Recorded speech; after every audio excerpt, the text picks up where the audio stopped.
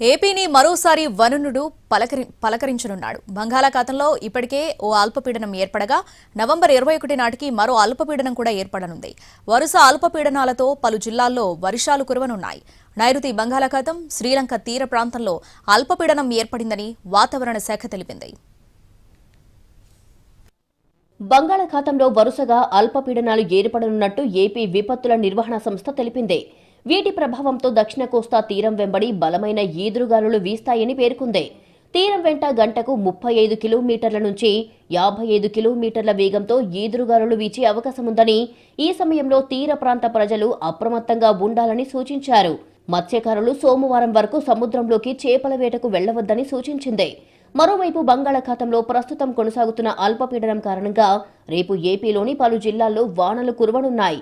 రేపు నెల్లూరు, అన్నమయ్య జిల్లా, చిత్తూరు, తిరుపతి జిల్లాల్లో కొన్ని చోట్ల పిడుగులతో కూడిన మోస్తారు నుంచి భారీ వర్షాలు కురుస్తాయని ఏపీ విపత్తుల నిర్వహణ సంస్థ అంచనా వేసింది.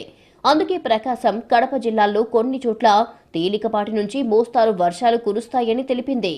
నవంబర్ 21 నాటికి ఆగ్నేయ బంగాళాఖాతంలో అల్పపీడనం ఏర్పడే అవకాశముందని విపత్తు నిర్వహణ సంస్థ తెలిపింది. ఈ అల్పపీడనం ప్రభావంతో నవంబర్ 24 నుంచి నవంబర్ 27 వరకు కోస్తా, రాయలసీమ జిల్లాల్లో కొన్ని చోట్ల మోస్తారు నుంచి భారీ వర్షాలు పడే ఛాన్స్ ఉందని పేర్కొంది. వర్షాల నేపథ్యంలో రైతులు వ్యవసాయ పనుల్లో జాగ్రత్తలు తీసుకోవాలని సూచించారు.